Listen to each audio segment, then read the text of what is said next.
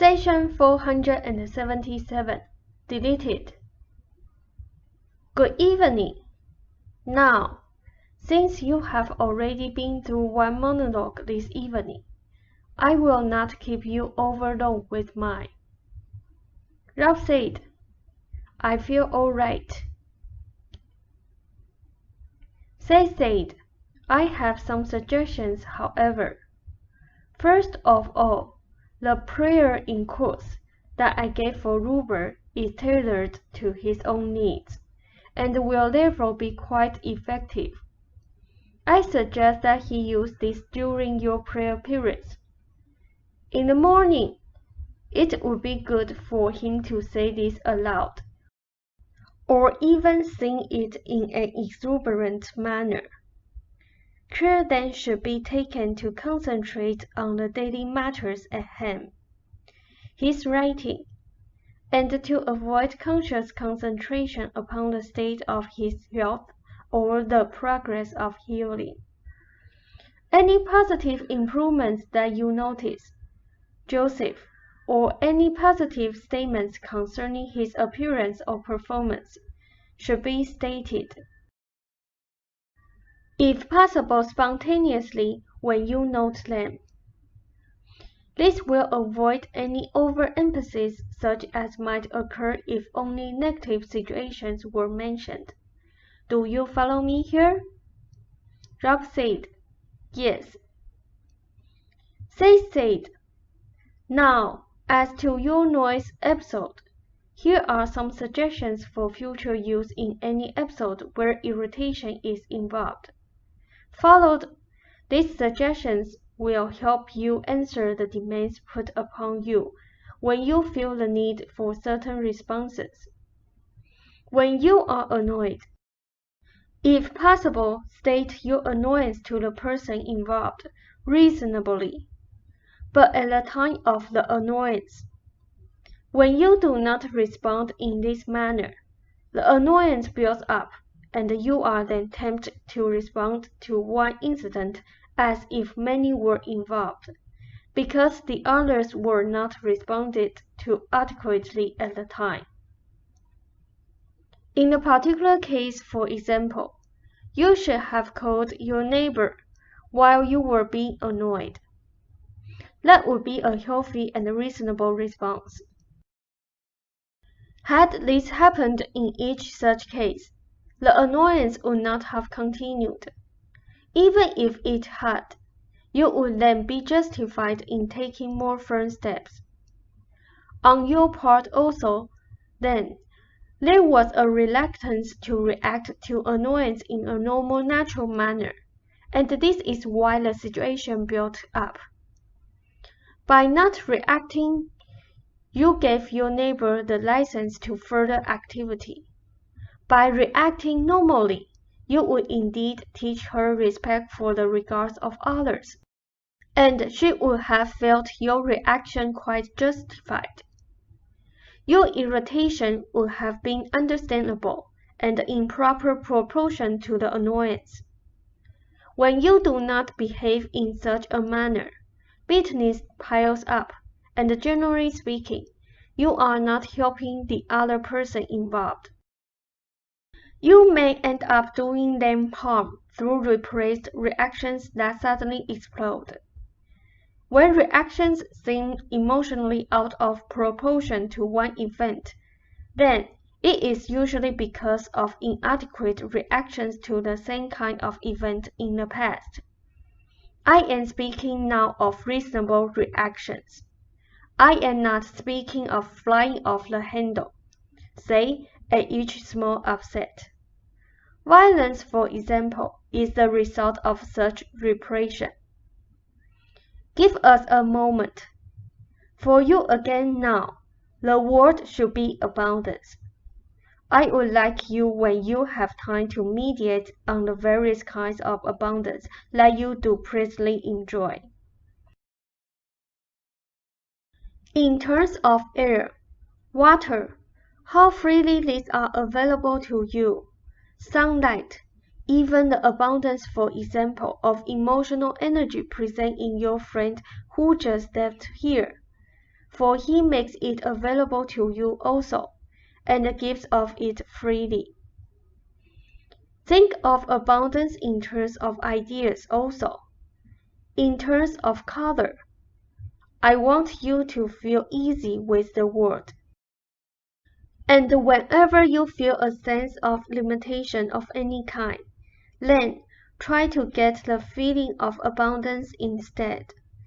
Rupert can also follow this advice. It will serve him well. It will also release new ideas in your paintings and give you a sense of freedom in dealing with various techniques and media. You are not limited to any media. You choose and have the freedom to choose. Do you follow me? Rob said, yes.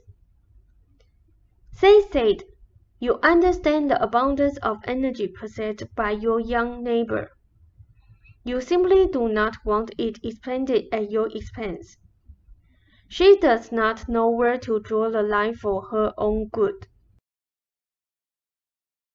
She will be quite satisfied if someone she respects helps her draw a line of adequate behavior.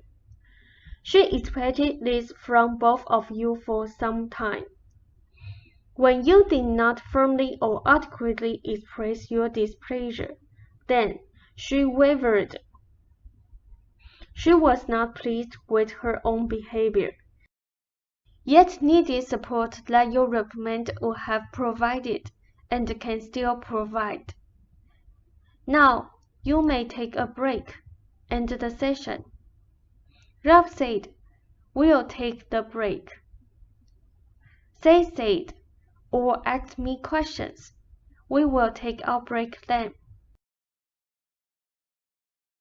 Now, to begin a program of reasonable adequate response to annoying stimuli is your best insurance against overreaction and repression. Always ask yourself, am I reacting to this present event only, as I should, or am I reacting to this event and 5 others in the past to which I did not react? Soon, you will find yourself with responses in proportion to present events and will be free from old habits.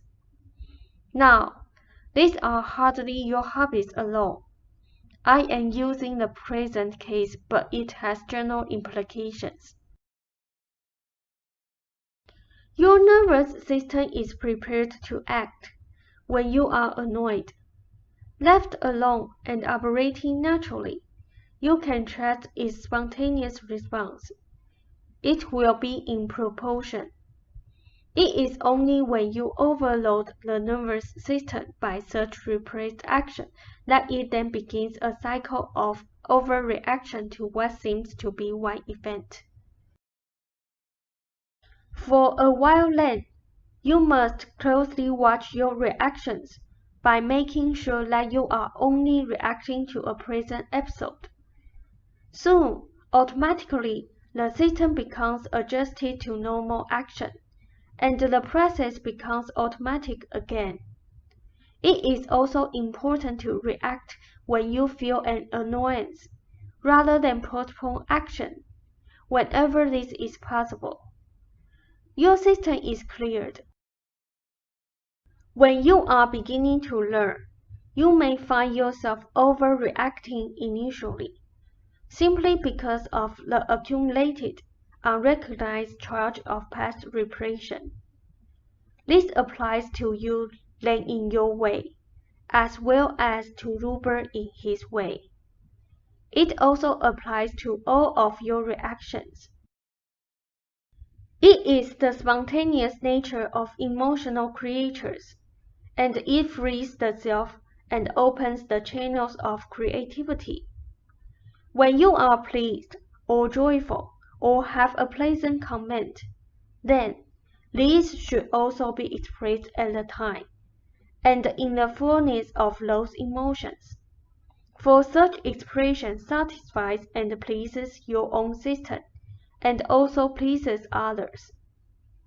These things should not be postponed either. Do you have questions? Rob answered, No, I guess not. Just continue as you are. Seth said, The system then enjoys its own spontaneous expression and is flexible and therefore more receptive. Postponement of reaction can then lead to a pattern of rejection, for you are rejecting the expression of your own emotions. Again, this does not apply only to you personally.